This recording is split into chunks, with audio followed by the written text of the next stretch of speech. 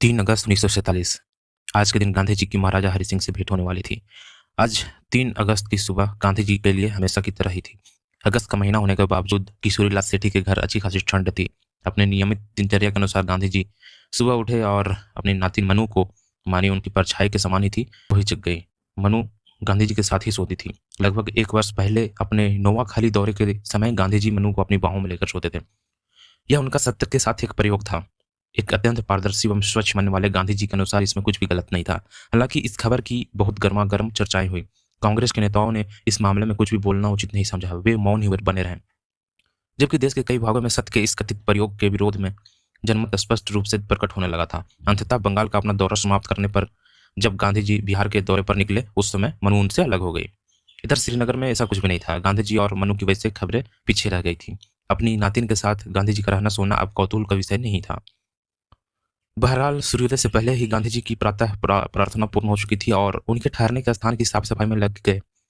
सारी नित्य क्रियाएं संपन्न होने के बाद लगभग 11 बजे गांधी कश्मीर के महाराजा हरि सिंह के गुलाब भवन नामक राजप्रसाद में पहुंचे। भले ही गांधी जी की यह भेंट महाराजा की इच्छा के विरुद्ध थी, परंतु फिर भी महाराजा ने गांधी जी के स्वागत में कोई कमी नहीं छोड़ी थी। स्वयं महाराजा हरि सिंह महारानी तारादेवी सिंह के साथ राजा प्रसाद के विशाल प्रांगण में गांधी जी के स्वागत हेतु खड़े थे। युवराज कर्ण सिंह भी वहां अपने शाही अंदाज में स्वागत हेतु तत्पर थे। महारानी तारा देवी ने तिलक एवं आरती के साथ उनका परंपरागत स्वागत किया। महाराजा हरि सिंह और गांधी जी के बीच लंबी चर्चा हुई, परंतु इस समूची चर्चा में गांधी जी ने महाराजा को भारत में शामिल हो ऐसा एक बार भी नहीं कहा। यदि गांधी जी ने वैसा कहा होता तो उनके मतानुसार यह उचित नहीं होता, क्योंकि गांधी जी का ऐसा मानना था कि वे भारत और पाकिस्तान दोनों देशों के पितृ पुरुष हैं। हालांकि दुर्भाग्य से उन्हें यह जानकारी ही नहीं थी कि पाकिस्तान मांगने वाले मुसलमान उन्हें एक हिंदू नेता ही मानते थे, उनसे द्वेष करते हैं, और इसलिए पाकिस्तान में गांधी जी का रत्ती भर भी सम्मान और स्थान नहीं है।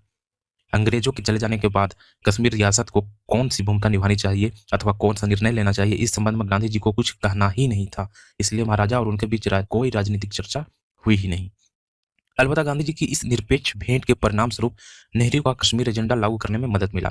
3 अगस्त को यह भेंट हुई और 10 अगस्त को महाराजा के विश्वास पात्र और नेहरू को कैद में ठूसने वाले कश्मीर रियासत के दीवान रामचंद्र काक को महाराजा ने अपनी सेवाओं से मुक्त कर दिया।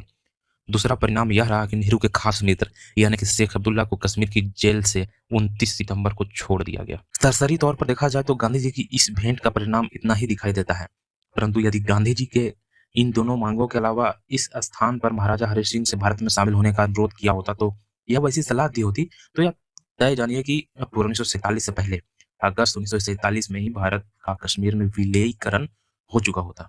आज कश्मीर में के जो ज्वलंत प्रश्न देश के सामने खड़े हैं, वे उत्पन्न ही नहीं होते, किंतु ऐसा होना ही नहीं था। मंडी हिमालय की गोद में बसा हुआ एक छोटा सा शहर। मनु ऋषि के नाम पर इसका नाम मंडी पड़ा था। व्यास नदी के किनारे पर स्थित यह स्थान नैनाभिराम एवं प्राकृतिक दृश्यों से भरपूर है। 1947 में यह सुंदर इलाका अपने आप में एक रियासत था, परंतु इस रियासत के राजा के मन में यह बात चल रही थी कि अंग्रेजों की दास्ता से मुक्त होने के बाद मंडी स्वतंत्र ही रहे, भारत में शामिल न हो।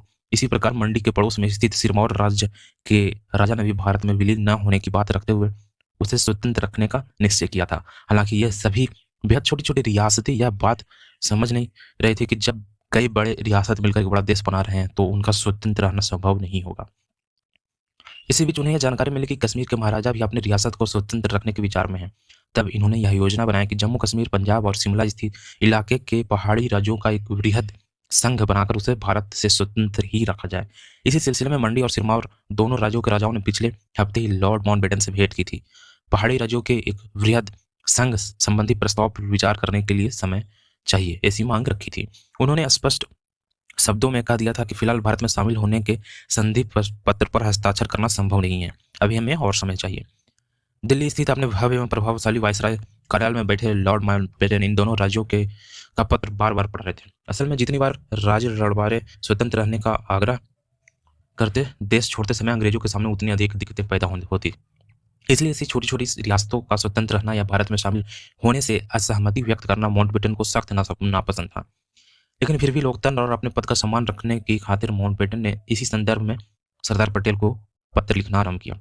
3 अगस्त की दोपहर सरदार पटेल को यह पत्र लिखते समय और यह जानते बुझते हुए कि इस पत्र का कोई अनुकूल निर्णय होने वाला नहीं है, माउंटबेटन ने मंडी और सिरमौर दोनों राजाओं का विलीनीकरण पर के पत्र पर हस्ताक्षर करने के लिए थोड़ी और समय देने का अनुरोध सरदार पटेल से किया।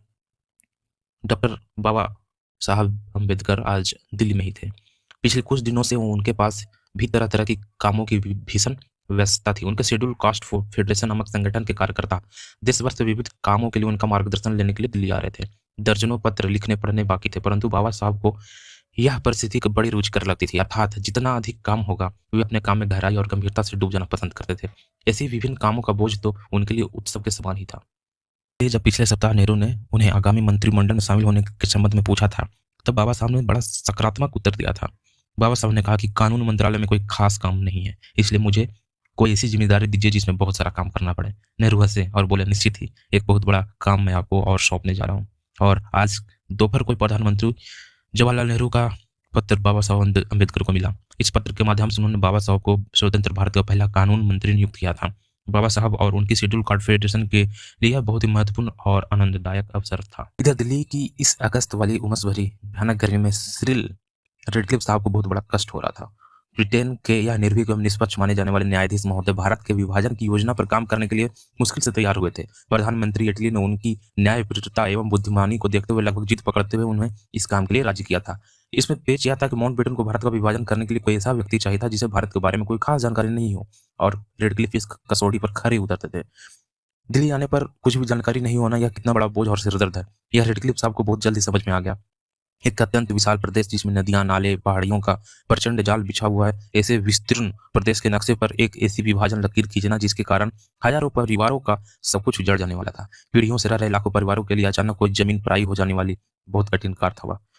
रेडक्लिफ साहब को इस कार्य की जटिलता की पूरी जानकारी थी और वे उनकी क्षमता के अनुसार पूरी निष्पक्षता के साथ विभाजन करने का प्रयास भी कर रहे थे। उनके बंगले के 3 बड़े-बड़े कमरे तरह-तरह के कागजों से और विभिन्न प्रकार के नक्शों से पूरी तरह भर चुके थे। आज अगस्त 3 के दिन उनका काफी सारा समय लगभग समाप्त हो चुका था। पंजाब के कुछ विवादित क्षेत्रों का बंटवारा अभी बाकी रह गया था, जिस पर वे अपनी अंतिम विचार कर रहे थे। इसी 3 अगस्त की दोपहर लगभग 4 बजे 17 यॉर्क इस हाउस स्थित जवाहरलाल नेहरू के निवास से इस एक प्रेस नोट जारी किया। चूंकि राजनीतिक गहमा-गहमी के दिन थे, तो रोज ही कोई न कोई प्रेस नोट निकलता था अथवा कॉन्फ्रेंस आयोजित की जाती थी, परंतु आज का प्रेस नोट देश और पत्रकारों के लिए विशेष महत्व रखता था। इस प्रेस नोट के माध्यम से नेहरू ने अपने मंत्रिमंडल सहयोगियों के नाम घोषित किए थे। यह स्वतंत्र भारत का पहला मंत्रिमंडल था, इसलिए इस प्रेस नोट का अपने आप में एक विशिष्ट महत्व था। इस प्रेस नोट में नेहरू ने अपने सहयोगियों के क्रमानुसार दिए थे, जो इस प्रकार थे: सरदार वल्लभ भाई पटेल, मौलाना अब्दुल कलाम आजाद, डॉक्टर राजेंद्र प्रसाद, डॉक्टर जान मथाई, जगजीवन राम, सरदार बलदेव सिंह, C.H. भाभा, राजकुमारी अमृता कौर, डॉक्टर भीमराव अम्बेडकर, डॉक्टर श्यामा प्रसाद मुखर्जी, शनमुगम चेट्टी, नरहरि विष्णु गाडगिल।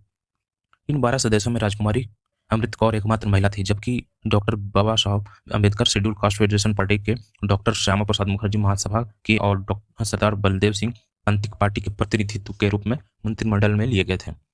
उधर सुदूर पश्चिम में राम मनोहर लोहिया का एक प्रेस नोट अखबारों के कार्यालय में पहुंचा था, जिसमें लाखों गोवा निवासियों को निराश कर दिया था। लोहिया ने अपने प्रेस नोट के माध्यम से यह सूचित किया था, गोवा की स्वतंत्र भारत की स्वतंत्रता के साथ में होना संभव नहीं है। इस कारण गोवा के निवासी अपनी स्वतंत्रता की लड़ाई आगे जारी रखें। विभाजन की विभिन्न भीषण घटनाओं एवं त्रासदी से दूर उधर महाराष्ट्र में आलंदी नामक स्थान पर कांग्रेस में काम करने वाले कम्युनिस्ट कार्यकर्ताओं की बैठक का दूसरा एवं अंतिम दिन था। कल से ही इन वामपंथी कार्यकर्ताओं का मंथन का दौर जारी था। अंततः यह तय किया गया कि कांग्रेस के अंदर ही एक साम्यवादी विचारों वाले एवं किसानों, मजदूरों एवं हितों की बात करने वाले एक शक्तिशाली गुट का निर्माण किया जाए। शंकरराव मोरे, केशव राव जैसे नेताओं द्वारा इस आंतरिक गुट का नेतृत्व सामूहिक रूप से किया जाए, यह भी तय किया गया। अर्थात अब महाराष्ट्र में एक नए साम्यवादी दल का उदय होने जा रहा था। श्रीनगर में गांधी जी का प्रवास का आज अंतिम दिन था। कल सुबह वे जम्मू के लिए निकलने वाले थे। इस कारण आज शाम उनकी मेजबानी बेगम अकबर जहां करने वाली थी। उन्होंने बाकायदा गांधी जी के शाम को भोजन हेतु निमंत्रण दिया था। चूंकि शेख अब्दुल्ला पर गांधी जी का अत्यधिक स्नेह था, इसलिए इस भोजन के निमंत्रण को ठुकराने का सवाल ही नहीं था। भले ही शेख अब्दुल्ला जेल में थे, किंतु उनकी अनुपस्थिति में बेगम साहबा ने गांधी जी की अगवानी और स्वागत की जबरदस्त तैयारी की। नेशनल कॉन्फ्रेंस के कार्यकर्ता एवं स्वयं सारी व्यवस्था देख रहे थे। यहाँ तक कि खुद बेगम साहिबा और उनकी लड़की खालिदा, ये दोनों गांधी जी की स्वागत के लिए दरवाजे पर खड़े थे। जब गांधी जी ने इस शेख अब्दुल्ला परिवार के इस राजसी ठाटबाट को देखा तो वो बेचैन हो गए।